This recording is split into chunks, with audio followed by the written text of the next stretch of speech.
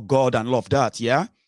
Your faith, your belief, and the numbers of those of you who do that, if you want to respect people's faith and belief, you will not conveniently, publicly, confidently, be attacking the traditionalist.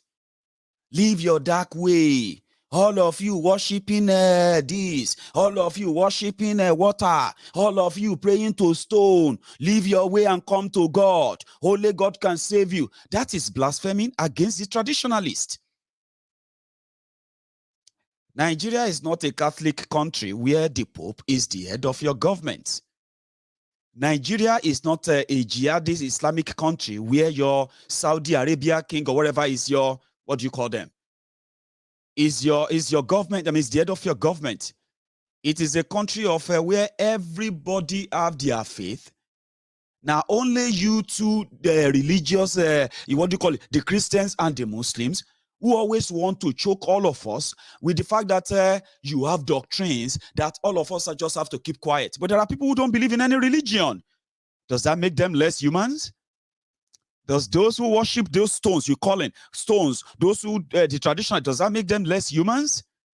What about those who don't believe in anything? Does that make them less humans? Do you mean that they have to live by your laws, Christian laws? Oh, no. They have to live by the Islamic laws. So when I tell you that Nigeria is not a religious country, that's what I mean. But some of you are pretending to be religious, even though you are hypocrites, 100%. But I am not here to question your faith, okay? I am not here to even condemn them, not at all. I am here to call it out, how much of this segregation that can easily be refined and resolved if all of us are honest enough, at least sincere for once. So they will kill you because of the religion. And the right word is secular. Thank you very much. Somebody just gave me that right word I've been looking for, trying to get me to use. Nigeria is secular. And that is why the law is clear. You don't get punished because you do anything about religion. No. Nobody touches you because you say something about religion. But that is not the reality in Nigeria. You have the southern politicians who are also there sitting and calling one Nigeria. They are always very careful when they want to talk about the northern Nigeria because they don't want to cause issue and all of that. So why don't we just make it easier?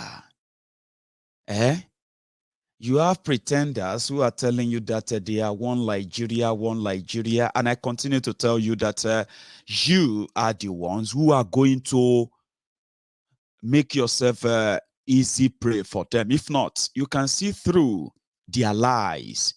Let me give you one example. Artifu Abubakar, who wants to be your president, is talking about uniting Nigeria. Therefore, how could they do that and kill this young girl? This is unbelievable, is condemnable, and they must be prosecuted. Now, so Artifu could go right on social media. So when they bombarded him, listen to this. When they bombarded him, he realized that he's touched the wrong chord of his base. The fanatics that are allowed to kill at will, as long as they can keep all these elites in power. Of course, why not? Artifu quickly denied. Are you with me? When Artifu wrote this first one on Facebook, there cannot be a justification for such gruesome murder. Deborah Yakubu was murdered, and all those behind her death must be brought to justice. My condolences to her family and friends. Just a few minutes after that, Artifu posted this again. Seeking one andare na samu bayanin sewa, whatever. Anyway, is interpreted as, this evening I received information that a post was made that doesn't agree with my orders. I use this to announce that any post without AA is not from me. May God protect us. Do you get that now? It denied completely. That is to tell you how powerful this murderous base is. And today people are now saying Can't we just let them have the northern Nigeria, and then you have the southern Nigeria? Why can't we just all just break away and just break up and stop all this madness? Because this whole thing itself, no, even people, who is next? I'm talking about those who are one Nigerianists, our brothers and sisters who have said that you should go and get your PVC. You should go and get your PVC. They are now saying that, Omo, well, I say this PVC itself no go work. Why don't we just let them have the Sharia North? Because the question people are asking is, how is the Islam they practice in Nigeria or northern Nigeria so different from the one they are practicing in UAE, in Dubai and all these places? Why is it so? Because you see, people are already justifying that. There are those of you from southern Nigeria who out of, I don't even know what to describe as, right? In your own way, you have been muting the popular statement of why she should have understood her own environment. She shouldn't have, even said that and that. She shouldn't have blah, blah, blah, blah, because Nigeria is a place where they blame the victims, right? Anyway, I picked something up online and I said I was going to read that tonight. Let me see if I think I have it. Yeah. It has to do with justification for murder, which is a practical agenda of those who are now in government in Nigeria. And if you pay attention very well, sorry, I'm going to read a bit of this. It's a section of a report or a book on the on the growth of jihadism in Nigeria, the idea behind it, and then what is still going to happen in a nutshell. So then you have an idea that in northern Nigeria, with this, this Afghanistan of Africa, yeah, that these guys are trying to make happen. In northern Nigeria, it is wrong for any Muslim to criticize Boko Haram. It is very, very wrong for any Muslim to stage and gang up and decide to go and fight Boko Haram members, because the Boko Haram are fighting a jihad. Even if you don't like the way they are doing it, you are not authorized to criticize them as a Muslim. You are not allowed to even go and fight them. If you disagree, you can call them codedly and tell them. This ideology is the reason why terrorism will not end in Nigeria. Sorry if I'm going to be reading this out. It's just going to be on the diary. Just listen. Word for word, I'm going to read, and I'm sorry I'm not bringing it on the screen. It's just on my phone, and I'm going to probably stay head down a bit. So on challenges from the Boko Haram crisis and tragedy. So it said, how should we face or resolve the Boko Haram challenge? The Boko Haram challenge is more an ideological challenge than a technical or military one. Though the use of force may have a role to play, it could make things worse in the long run. From all indications, the Boko Haram group, like many other religious extremist groups, is not out to commit robbery, rape. I'm talking about Islamic report, scholars who wanted to talk about how to resolve Boko Haram. That's why I said, listen to the word for word of what the keywords of what I'm actually reading out, okay? I'm going to come back to them at the end, all right? So, from them, they said, from all indications, Boko Haram group, like many other religious extremist groups, is not out to commit robbery, rape, or other such materialistic or non-ideologically motivated crimes. So according to them, if a Boko Haram rape, it is ideologically backed. There's a reason. If Boko Haram rob you, which they have been doing, terrorists have been robbing, they have been invading communities to rob people, they have been invading communities, kidnapping people and raping women, right? So all that in jihad is ideologically backed. They won't do it if it's not, according to this report. They said members are usually morally upright. And they said they are morally upright people of integrity with wrong interpretations about important issues in Islam, but who are convinced that they are absolutely right and others are wrong. Consequently, their actions and motivations came from their faith-based ideology and interpretation of Islamic religious texts. An ongoing intellectual and ideological engagement with such extremists or fanatics by Muslim activists, former fanatics, and the scholars they respect can dissuade those who are prone to violence as a way of furthering their religious interest. The other part of it is that is fighting Boko Haram a jihad. A Muslim is not permitted to initiate conflicts with groups such as the Boko Haram.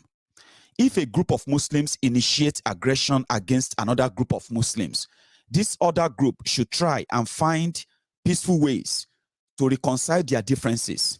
Fighting anyone should always be the last resort, even if it is justified. The jihad of self-restraint and patience, called jihad bin nafs, is the first priority. If, however, they persist in their hostility and are violent, then they should be forcibly brought under control. And such fighting, qital, is a jihad. So explaining this means that the senior jihadists are the ones in government. The ones that are committing the killings, the kidnapping, the arson, and all of that, those ones they are grooming and all of those ones, they are the field terrorists.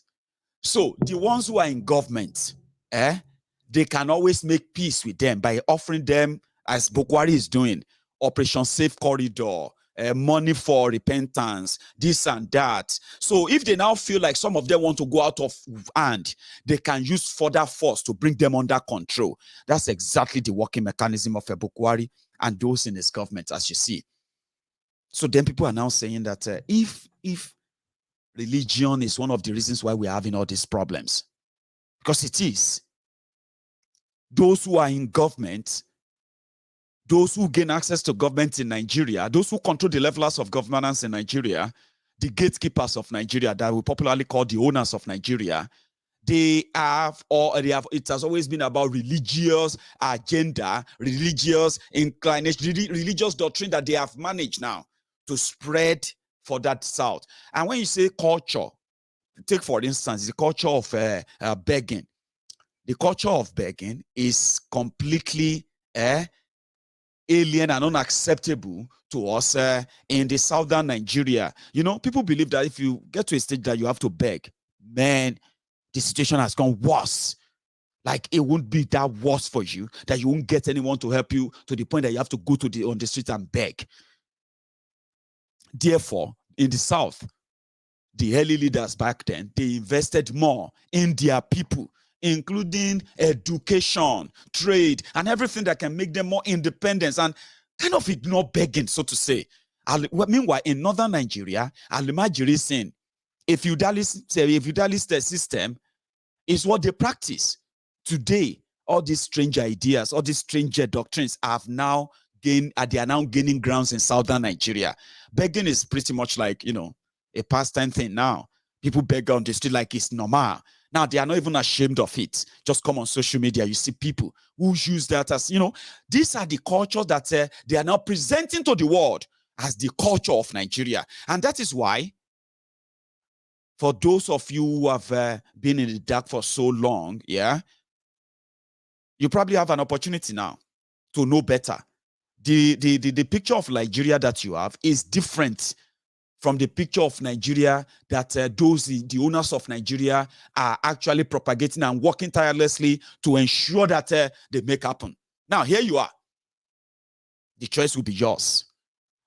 For example, Sheikh Osama bin Gumi just made a statement not long ago, and he was talking about the terrorists. He said, give terrorists what they want.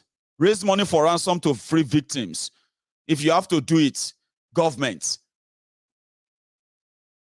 Do you get that now? If you have to do this, do it.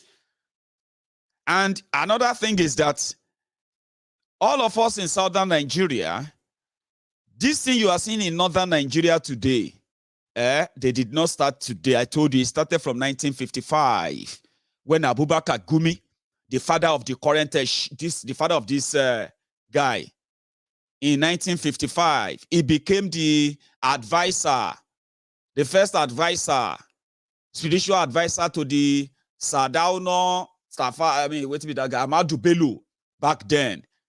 And you see that Amadu Bello back then, who had an idea of one Nigeria, one north, with the one north,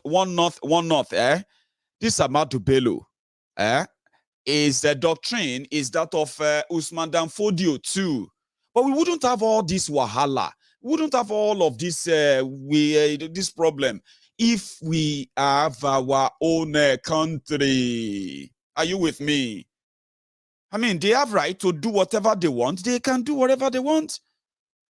If they want to be led by one religion that they believe will lead everybody to heaven or wherever is going to lead everyone to, you will not have to drag the rest of other people in that same country in the same, hellhole.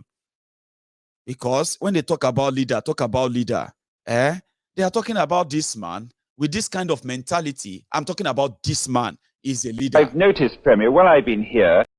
Let's put it this way, he was one of their lead. He is one of their leaders now, right? And now today is being referred to as one of those who are the pioneers of modern northern Nigeria, wherever, yeah? So this man on your screen, his father was the spiritual advisor to this man you are going to see on your screen now. And then look at the view of this man who you are going to see on your screen now, and then see what Nigeria is today. And then relate everything to what I've told you so far. Now come back to all of you who are still being radicalized religiously in Yoruba land. I'm talking about those of you who are listening to that Mumurik. Aketola Abina Akinola, I'm coming back. Take a look at this view for a second. I've noticed, Premier, while I've been here, is that Northerners seem to have, I might almost call it, obsession about the Igbos. Could you perhaps explain that to me? Well, the Igbos are more or less the type of people whose desire is mainly to dominate everybody. If they go to a village, to a town, they want to monopolize everything in that area. If you put them in a labor camp as a laborer, within a year they will try to emerge as headman of that camp, and so on. Well, in the past, our people were not alive to their responsibilities, because you can see from our Northernization policy that in 1952, when I came here, there weren't 10 Northerners in our civil service here. Then I tried to have it Northernized, and now all important posts are being held by Northerners. Is this policy of filling all key posts in the North solely with Northerners and not with other Nigerians a temporary or permanent one? In actual fact, what it is a Northerner first. If you can't get a Northerner, then we take an expatriate like yourself on contract. If we can't, then we can employ another Nigerian, but on contract too. This is going to be permanent, I should say, as far as I can foresee, because it will be rather dangerous to see the number of boys who are now turning from all our learning institutions, coming out with having no work to do. I'm sure whichever government of the day might be, it will feel rather embarrassed, and it might even lead to bloodshed. Doesn't this damage the idea, sir, of all people in all regions in Nigeria being fellow citizens of one country? Well, it might, but you are, new to our region, but how many Northerners are employed in the East or in the West? The answer is no. And if there may be 10 laborers employed only in the two regions.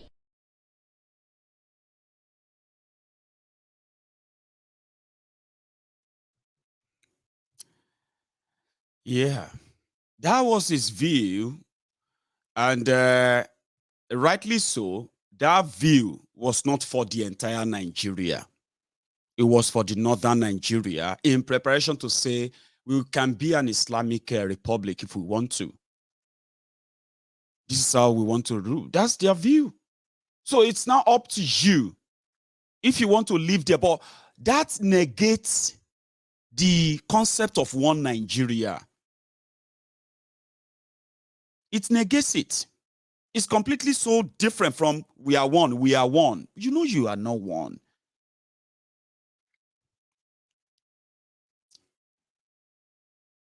And that is what would now bring me down to all of us in, again, Yoruba land. So many of you are very quick to come in defense of your, I believe, your fellow Muslim from the north. And you take offense most of the time when you feel like they are being called out of for their hypocrisy. And some of you take offense. In fact, in my own findings, I know we have all the fanatics in Yoruba land too. And you fanatics, Islamic fanatics in Yoruba land, you just haven't gained strength enough, and you have not managed to gain access to power, even though those who are supposed to be fanatics like yourself in Yoruba land, like I said, they are yet to gain access to power. If not, your own day of killing innocent people would have started. And listen, many of us who grew up in Yoruba land as Yorubas, we know how many of you who tried and attempted to be called this kind of a fanatics too. But we had a way of curtailing you, and we will never stop today. But my point is not actually to question your faith. I've said that before. Crimes are being committed, and they are shouting, Allahu Akbar, Allahu Akbar, Allahu Akbar. That is what should offend you. And then the position of Mayegun, bringing this to bear to let you know that the only thing that can bring about at least respect and peace is to let those who feel strong about their faith, yeah, and they have managed to even enact laws to protect those faith and those beliefs, to have their own country. It is hypocrisy. It is actually so terrible and bad for you to still want to be part of a country where that your Islamic law is your law and everybody else can go to hell. And then you turn around and you say Islamic law covers everybody. That if all of us pay attention very well, we realize that the Islamic law is very fair. No, that is hypocrisy. And that is where you, the Yoruba closet jihadi, who are looking at me right now, watch your mouth, Mayegun. One of you even said that I am actually misleading people with what I have said so far. How? That they burn people in Kano shouting Allahu Akbar. That there is Sharia law in, that they burn people in Sokoto rather. That there is Sharia law in northern Nigeria. If you violate it, you can get killed for it. They will take you to court and they will be convicted to life imprisonment, to in jail, to this and that. Are those laws? Are those lies? Are those misleading? The only misleading thing here is that you are still believing that Nigeria is one. But Nigeria is not one. Nigeria can't be one this way. If I walk to a northern any northern state in Nigeria, and they say, that's Mayegun, catch him. He insulted Prophet Muhammad. I saw him. He was desecrating Quran, and I get killed for it. What are you going to say? Islam doesn't allow anybody to kill, but they kill. They do it anyway. Islam does not support violence. Which type of Islam are you talking about? Nobody should disrespect Muhammad, but you disrespect Ishuodara. Do you really think that makes any sense to talk about blaspheming and anything? That's why I said sometimes, it's not sometimes, all the time, religion will make you stupid. And I don't have any apology for that, okay? Because you can choose to be stupid. I know many of you are actually stupid and you are educated. You know that. You are so foolish that foolish things sound so spiritual to you because you have a religion and all of that madness in your head. But the bottom line is this. Religion doesn't make you think the moment you choose to be dumb, totally. You feel that when somebody says something about Jesus, it's a sin, and that person is going to be punished. Abi? When somebody says something against Allah or Prophet Muhammad, they should watch their mouth and all of that. But it is so convenient for you to call a Shuodara evil, Abi Satan, Abi? For you to call all of our own orishas, Abi? Is that not hypocrisy? So if they bring their own laws to say, you insulted Shango, we are not going to wait for Shango to fight. Anywhere we will see you, we will go burn you. Now, would you understand the chaos that some of you have actually been trying or pretending not to know that exists when you begin to fly and flaunt this your religion? That's why I said that if you have sense, I mean, you do have sense, but if you do use your senses and religion hasn't blinded you completely, because I have figured it out, like I said, religion and those who believe in that religion make you look stupid, sound stupid, foolish, and most of the time, dumber than the dumb.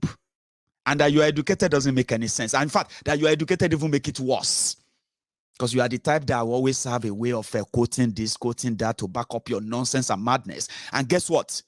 It is to disrespect other people who don't believe in them. But you don't see that as blasphemy. You don't see it as that. And that's why it's always better you know this. If you want to have a country where somebody's belief or disbelief in what you believe in will cost them their life, cause them bodily harm or injury, or will make you go on social media and tell people to be careful and watch their mouth. Why should I watch my mouth for talking about your religion or talking about my religion or talking about any religion at all? If that is not the extremism in you, that you are pretending that it's not there. But again, I am talking to all of you who always feel offended every time we point out this imbalance, because they are also the ingredients of why Nigeria is not working. How can it work? How can it work when one tribe feels superior to another tribe, where one religion feels superior to another religion, and if any of you disagree in this whole arrangement, then they can start killing you and you can start running for your lives. So how can you then say you are one country? It doesn't make any sense. It doesn't make any sense. But you can have it that way if you give everyone their respect. Those who want to have Sharia country, let them have Sharia country. No, they promote Sharia. No, they promote this, your Islam, Allah, this and that. Mayegun, if you I want you to study this, you decrease. Study what? Because that's what some of you do. Mayegun, that your last program. I watched that your last program. But there is something I want you to go and see. I want to go and read the Quran chapter. Show Yahweh Reni. Look at me at the Quran chapter. This. I don't want to say that. I don't want to do that. That's your faith. I respect it. But the moment you begin to think, those who use that your faith, that your belief, that your religion, to now gain control over a country where people like me, who don't believe in that your religion, even I respect it, yeah? But I have the right to say, I don't believe. I don't believe. Should my head be cut off because I don't believe? Mayegun, you need to believe. I said, listen, that's where you have the problem. You can have a country where that's your own belief is superior, a majority of people will have to obey. You don't understand. If you go to Saudi Arabia today, even if you are a Christian, You still have to cover your head because you know you have to as a woman, won't you? You will respect that.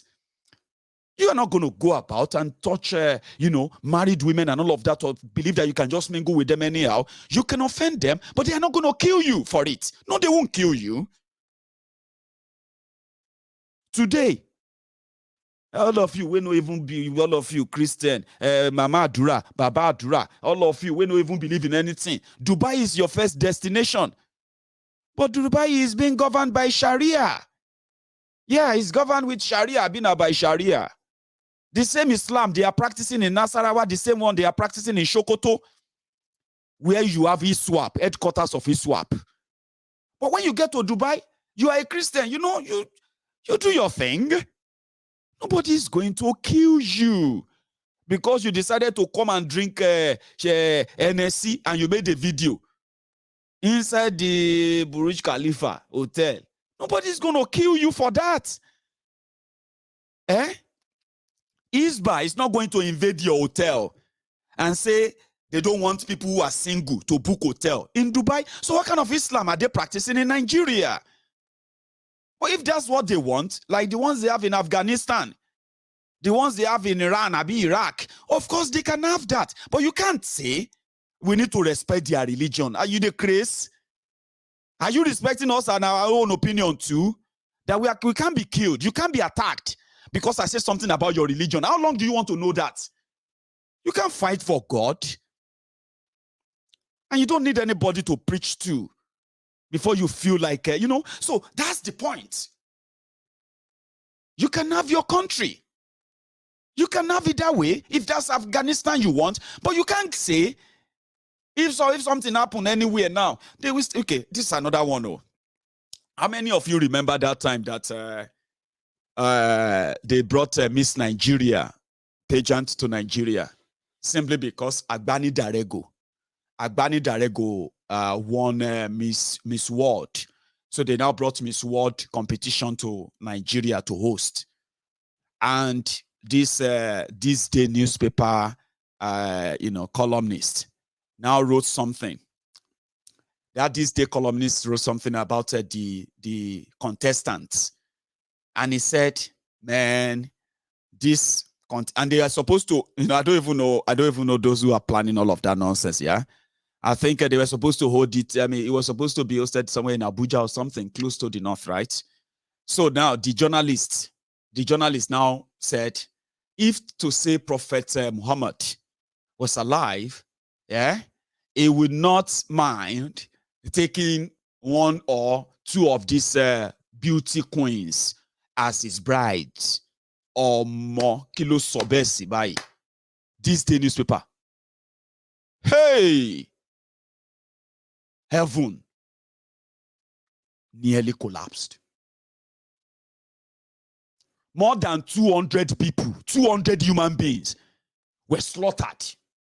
200 Christians were slaughtered across northern Nigeria in 24 hours. The moment that newspaper came out, they said that columnist insulted Prophet Muhammad for even associating this beauty pageant competition, Miss World competition, associating it with Islam. Just like that. Or more, they burned down this day newspaper offices in the northern Nigeria.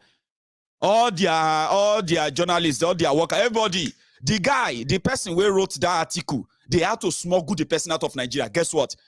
This northern clerics, this northern politician and all of them, they were demanding that the only thing that will bring an end to the killings is for this day to go and bring that columnist, the person that wrote that thing.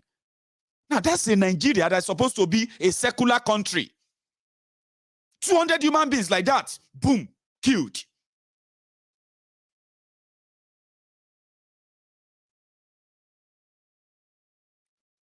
Same thing happened, though. I'm trying to remind all of you. Same thing happened sometimes then in Denmark when a cartoonist drew the cartoon of Prophet Muhammad in a very, very bad taste, condemned by a lot of people all over the world. No, how could you do that? How could you draw Muhammad like that? This is terrible. You know, condemned by all over the world. In Nigeria, the jihadists, these fanatics, yeah, they just went to town and started killing people. Kill as much as they, until their leaders will say, oh yeah, stop now. It's okay. You don't kill, finish. It's all right. How can you then be in the same country with such people when they can easily get triggered and you can become a victim of their rage and there is no law that will ever punish them? Why not let them have their country? How is that a problem? Because there are so many of you who survived Kano riot, different riots in northern Nigeria. Many of you, riot that you didn't even see coming. Some of you, children, you were kids. Some of you, you lost all your childhood friends to some of these crises. Now, all of these things are triggered by, now, listen to this. So, they are triggered by preachers like this who are empowered and protected in northern Nigeria. How could you deny this? Kill him.